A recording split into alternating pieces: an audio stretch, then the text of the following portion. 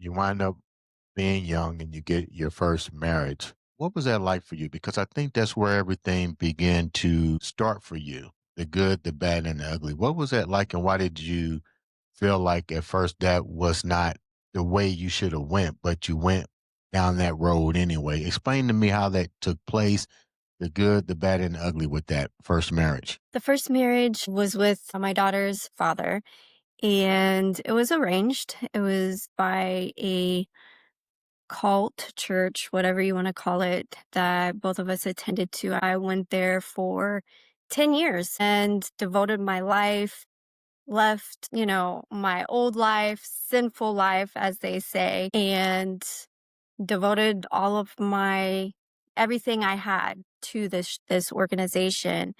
And being a single mom with my son, they really wanted people like me, single parents, to really get married. And of course, I know I have a calling on my life, and in a God sense, right? But I was going to their Bible school, so they're really big on, okay, if you're a single parent, you got to get married, right? Well, I have And to cut you off, but I just got to ask this question. What organization is this? Is it Mormons? Is it Jehovah Witnesses? Is it Latter-day Saints? I mean, uh, who would even, what's the name of the organization? Because you're not going to get in trouble.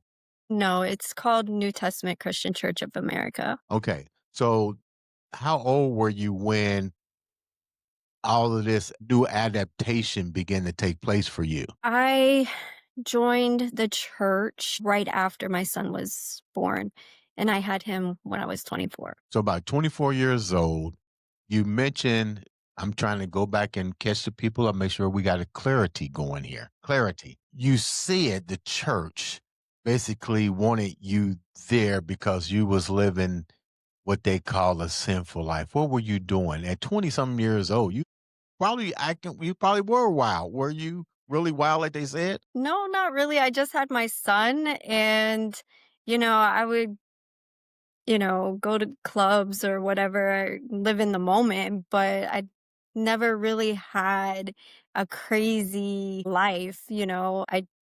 I knew I wanted to change it because I was living in Seattle at the time. And then, I found out I was pregnant.